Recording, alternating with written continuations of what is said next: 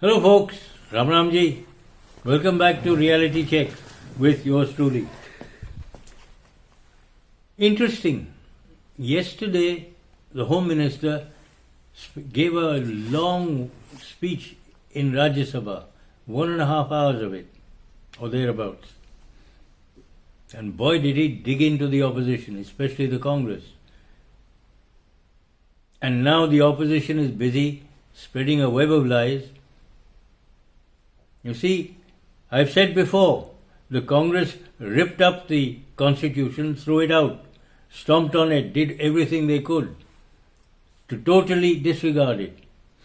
I'll give you an example. I've said, for instance, that Nehru, Indira Gandhi, that family has always considered India to be their colony, as if they own India. Two crying examples of it. 1974, Indira Gandhi gave away Kachativu Island to Sri Lanka, as if she owned it. It's not part of India, but her personal property. Was this ever discussed in Parliament? Did Parliament ever ratify it? No. Nehru, on the other hand, even earlier, in the early years of his prime ministership, the early 1950s that is, he gave away a group of islands, the Coco Islands. Now these are situated just north of the Andaman and Nicobar Islands, quite close to Burma, now known as Myanmar. Who gave him the right to give it away? Was that ever discussed in Parliament? No. Was it ever ratified by Parliament? No. Now going back, the Home Minister yesterday came out with this and pointed out, for instance, that Nehru disregarded the Constitution totally. And he did. He didn't give a damn. When, you see, the Constitution specifically says, Article 44, a uniform civil code must be implemented as soon as possible in all the territories of India. So what did he do? He brought in a Hindu civil code. Why? It applies only to Hindus, which means Muslims, Christians, Parsis, Jews, Sikhs, Jains, Buddhists, they're all super citizens. But Hindus come under this, so they're the downtrodden ones. They do all the work, they pay all the taxes, and these guys have all the fun. So why are Muslims super citizens? And Christians for that matter? Who gave Nehru that authority? Certainly the Constitution didn't. In fact, the Constitution was totally disregarded. Because this particular Hindu civil code goes completely against, I think it's Article 15, which is a fundamental right, the right to equality. Why do Muslims and Christians not come under the same laws? If it's one country, you have only one law. Everybody comes under it. If not, you don't have a country. Now, as long as you have super citizens, how can you have any form of control over them? Muslims, as you can see, what do? They produce kids or brats. That's all. Was that their only job? All the other communities, especially Hindu, they work their socks off. They pay all the taxes, or 90% of the taxes. What do they get for it? More taxes. More discrimination against them. Why should they bother? And then, as I pointed out, the Waqf Act 1995. Yes, giving the whole country over to Muslims. Where do Hindus go? Now the message is quite clear. Either convert to Islam, pay whatever tax they impose on you, or get out, or get killed. There are no other options outside these four. Now you understand when I said earlier in one of my earlier videos that Nehru had sworn to make India an Islamic country. And he's doing his best to do so. So are his descendants. Now the Congress party has never believed in the constitution. They have never adhered to it. And you remember during these recent Maharashtra elections, Rahul Gandhi hands out these copies of the constitution. Until somebody opened one, it was totally blank.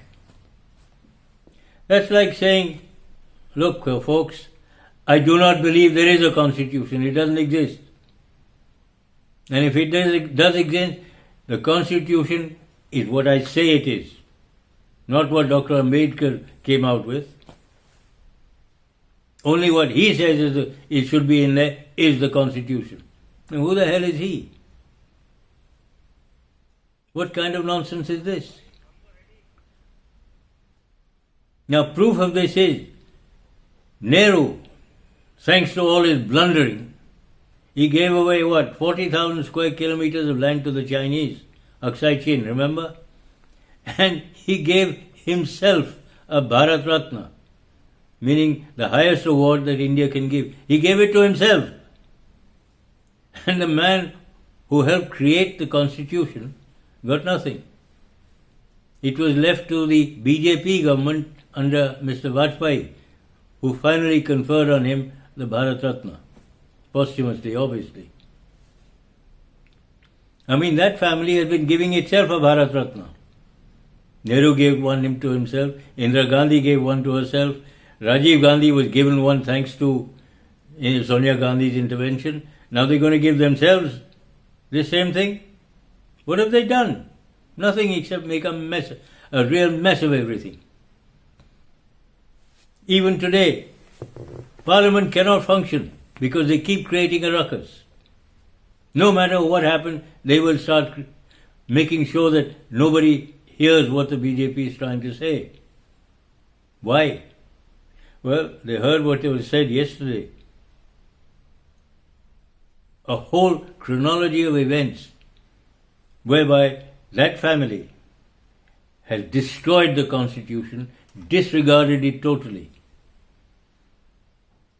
I mean, equality means nothing to them. I'll give you another example. How many people know about Hinduism or Sanatan Dharma? We don't. Why? There's no place we can learn about it. Whereas the Constitution specifically says any school or any teaching establishment which is financed or run by the government, whether it's state government or central government, doesn't matter. If it's run by the government, you may not teach religion in such establishments. And yet, state governments pay the salaries of all the muftis, the maulanas, the maulvis and the imams for teaching in madrasas, where they teach Islam. So where's equality? Yes, you may teach Islam, you can teach Christianity, provided they're your own school financed by you. Not if they're financed by state or central government. Why did the Congress government provide subsidies for people to go on a Hajj pilgrimage? Was ever any such thing given for Hindus going to Badrinath or Kedarnath or Nasik?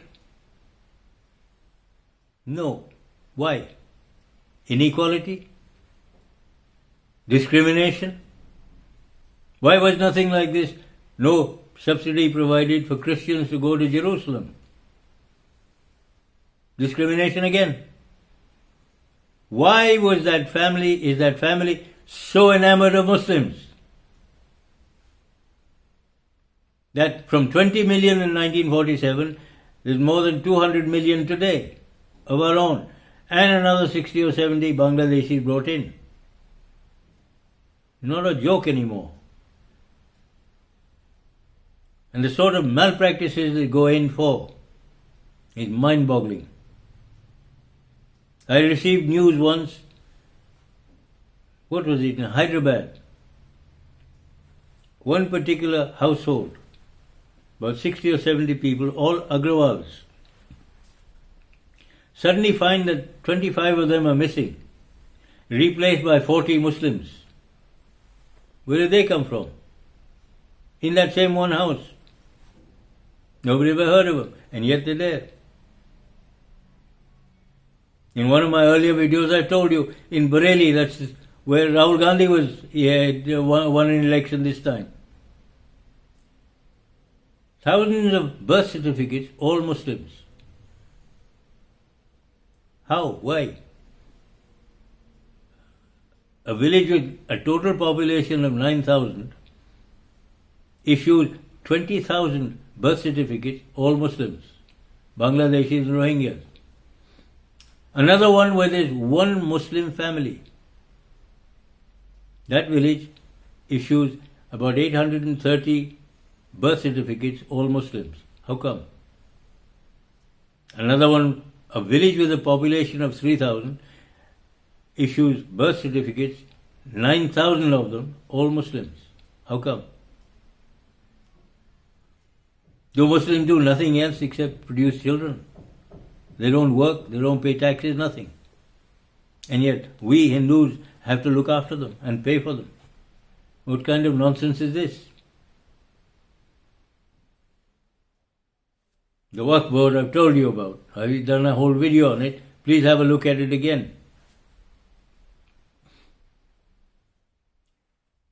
So many instances where the constitution has been thrown out, as if it never existed. I mentioned one or two today. Now you just think, a bill has been brought in just now, one nation, one election, or one poll. What could be better than that? How much money does each election cost? As things stand, central and state election, every 2 or 3 months there's an election somewhere. Why? How much money is wasted? How much time, effort is wasted? Jeeps, transport, petrol, diesel, printing, paper, machinery. Every 3 months you'll need another one. What for? Do we have time for anything else? Is that all we're supposed to be doing? Constant elections? When do we work? I mean, this is part of Congress and now Aam Aadmi Party strategy. Don't let anybody work. This present ruckus in Parliament, for instance, this session, it epitomizes the Congress Party, its total brainlessness. They've been creating these ruckuses and problems since 1920. And they're still doing it. Because A, they don't know how to work. 2, they don't want to work. They don't want anybody else to work. And they want to loot everybody and everything. And they believe they must be allowed to do so continuously. I mean, you should listen to that speech by the Home Minister yesterday. It's a real eye-opener. And if you think, I've mentioned most of these things in earlier videos. Many in passing, some in detail. So please have a look, go through that speech. It'll give you a clear understanding of what was happening, what the Congress Party has been guilty of all these years. And now they have the cheek to show pictures of Dr. Ambedkar, as if the rest of us don't know. I mean, they must think we're idiots. Well, a lot of areas they are, because they've been kept that way. No schools, no roads, no interaction with the outside world, the faraway villages and so on. They wanted to continue it that way. Why? Because, well, there's no other way. They can go on feeding them with a pack of lies. And you know, it has been said, truly, I think.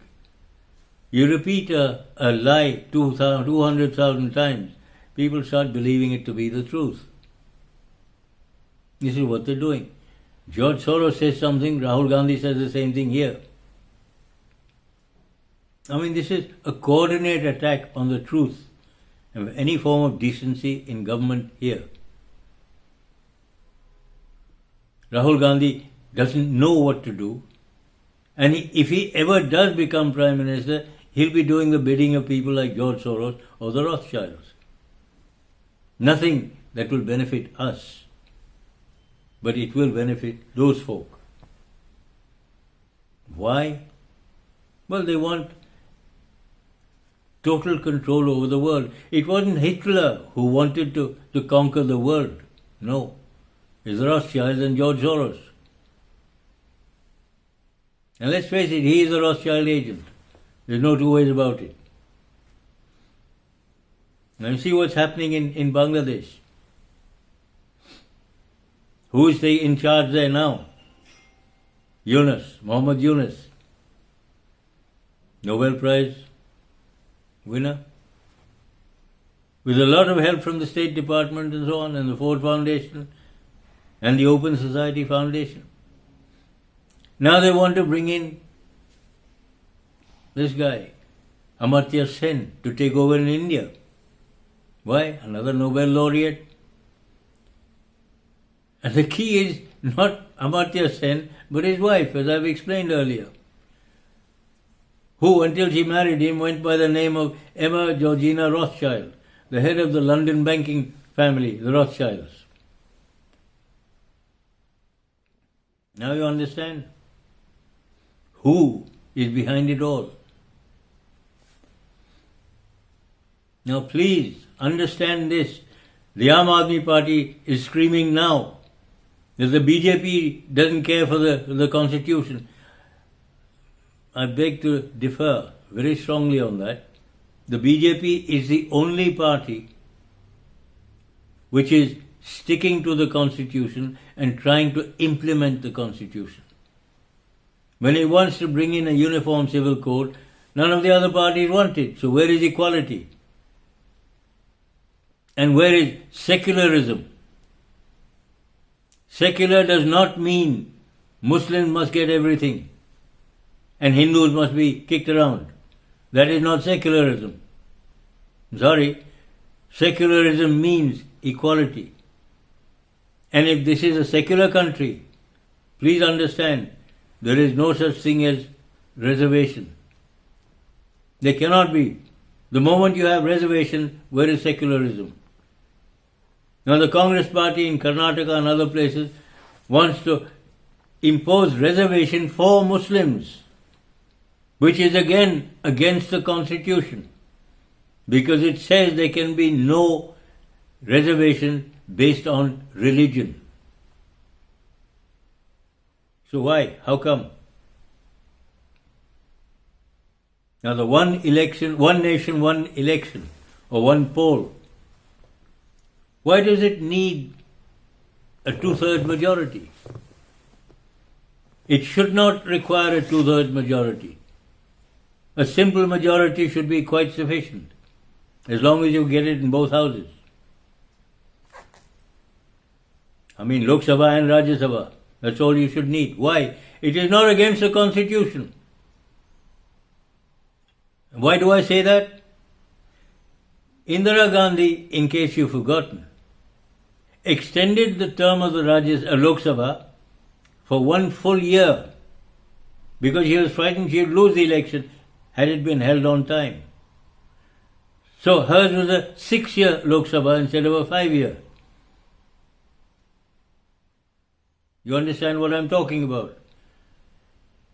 Every 5 years when you have state and central election, you can't have that again. Unless there's a war on somewhere. Plus, many of the violations of election law can be done away with. One of the things that happens, for instance, is you have an election in one place, truckloads of people from there go to somewhere else, new identity, and they cast their vote there. Another night, the same lot go to a third place and do the same thing.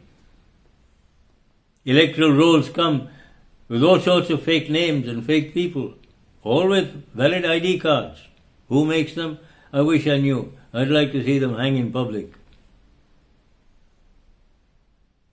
Because this is a threat to national security. It makes a mockery of democracy. Now, why did and how did Indira Gandhi manage to do that? Well, you declare an emergency. She inserted by force secular and socialist into the constitution, which she should not have been able to do, according to the Supreme Court. Why? Because there was no opposition. All the opposition members were either in prison, i.e. in jail, or underground, or in foreign lands escaping from her.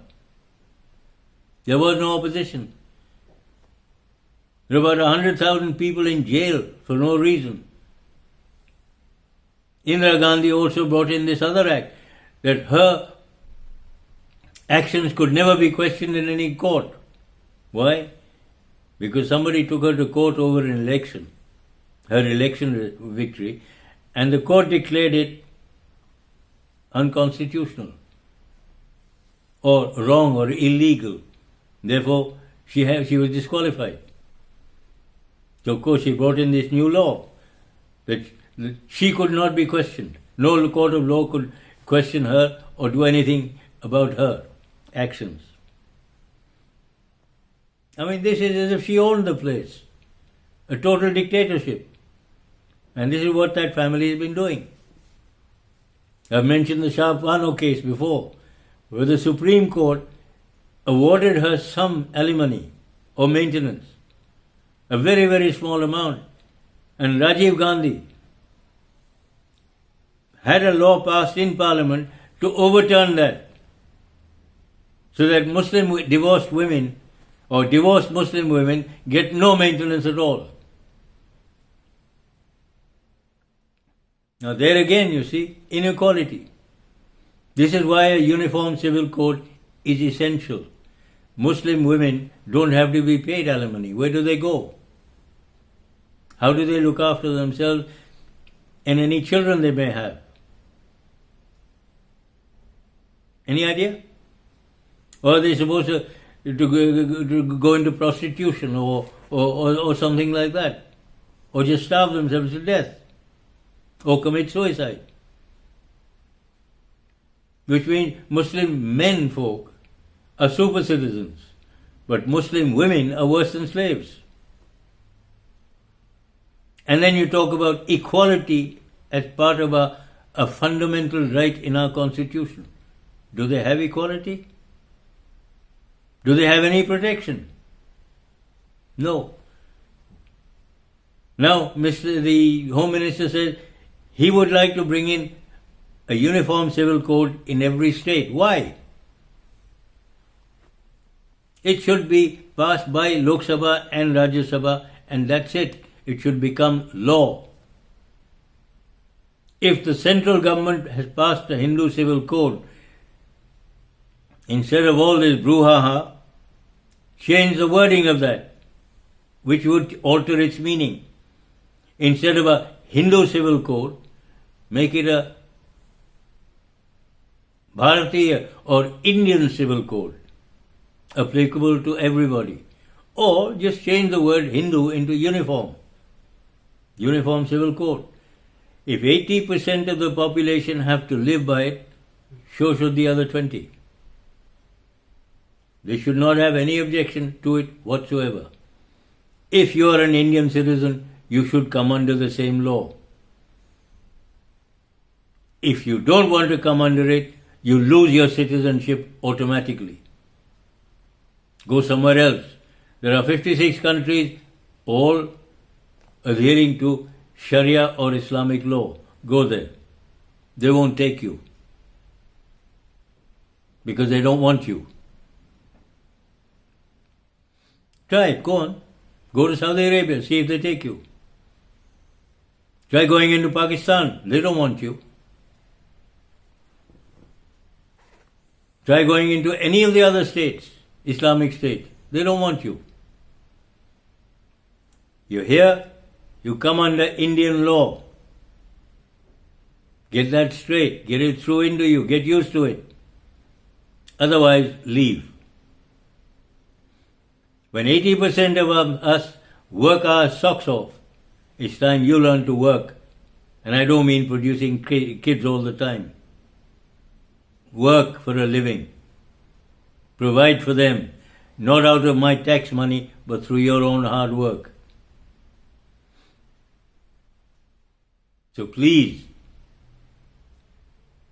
try not to spread lies, and please, get educated, understand what's going on. The Congress, the Aam Aadmi Party, the TMC and the DMK have been spreading a whole pack of lies all over the place. All anti-BJP, not anti, and in many instances against India or Bharat. For instance, when Udayanidhi Stalin in the south, the DMK, says, you must remove Sanatan Dharma or Hinduism. Why? Why are you so anti-Indian? Is it because anything foreign is better? And Christianity and Islam are foreign? Or is it because the Islamic mindset is such, they don't work. They don't learn anything except how to kill. Why? Their entire ethos, ever since Islam came into being, is simply, I don't have anything. If he has, kill him and take what is his. It's what you're trying to do to us here. You may not try killing us, but you are killing us by putting a huge load on us to make us look after not only our own families, but you as well. Now, I don't think I like that very much. I worked very hard in my lifetime. And I don't like everybody else looting me and living off my work. You try doing some of your own work. And then all these stupid acts of trying to outnumber Hindus and therefore take over the country. Why? Which country have you really developed? Look at the North African countries, look at West Asian countries, mostly desert. Why? And yet Iran, Iraq, and such areas were once prime wheat producing land. What has happened to it? What are you going to do to India if you become Islamic? Or if you turn India into an Islamic country? I've said this before and I'm saying it again. Non-Muslims, wake up. Understand your surrounding. Remember, understand the Constitution. Read it, go through it if you can. Try and find time at least to go through the basics. Instead of just believing what Rahul Gandhi or Arvind Kejriwal tell you. Because they are liars. And that's all they've ever done, tell lies. When they say the BJP is against the Constitution, no. It's the only party, the only set of governments anywhere who are trying to implement and live according to the Constitution. If you can't understand that, what are you doing here? And as I said, if you don't want a uniform civil code, you're not fit to be a citizen of this country. Go somewhere else. You don't belong here. Sorry folks, but you should listen to that speech of the Home Minister yesterday. It's an eye-opener.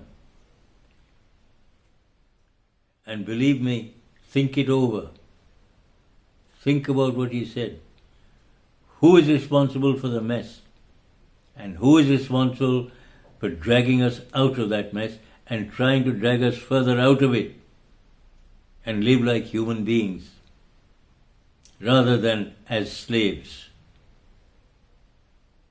Because I don't want to be either a Rothschild or a Soros slave, and I don't want to be a Muslim or Islamic slave either. The choice is yours. You make up your own mind. What do you want to be? What do you want this nation of ours to be? Back in the old days? Because the Congress is trying to drag us back not to the 50s or 60s, but to the 1850s or 1860s. They don't want us to go forward. No. They don't want us to make anything here. And the Aam Aadmi Party is financed by the Ford Foundation anyway, or by George Soros. We know that. Wonder where does the Congress get its money from? Open Society Foundation? Soros again. And we, unfortunately, are so fond of money, it doesn't matter where it comes from. All these freebies which Mr. Kejriwal started and everybody else has to give them, otherwise they don't get any election results if they're going their way. It is against the very laws of this land. It is against the People's Representation Act. I think it's section 123, subsection 1. Freebies are just not permitted because they are acts of corruption, moral turpitude. Both the one who give it are guilty and the one who receive it are just as guilty. You want all of us to be corrupt? We know you politicians are corrupt, especially the Congress and the Aam Aadmi Party and all these other regional parties. Why do you want every human being in this country to be corrupt with you?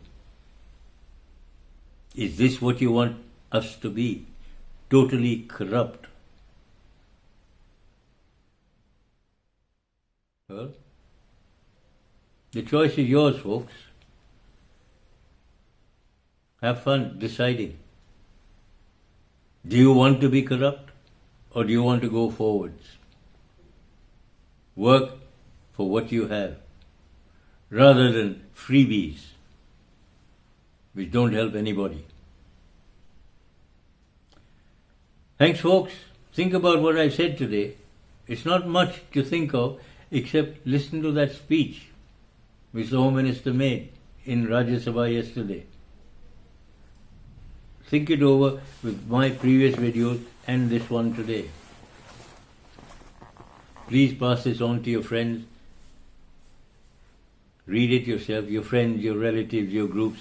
Ask them to pass it on. Because we're at a very important crossroad. Like it or not, doesn't matter. We are. You have to decide the way forward because your votes count. Ciao. All the best.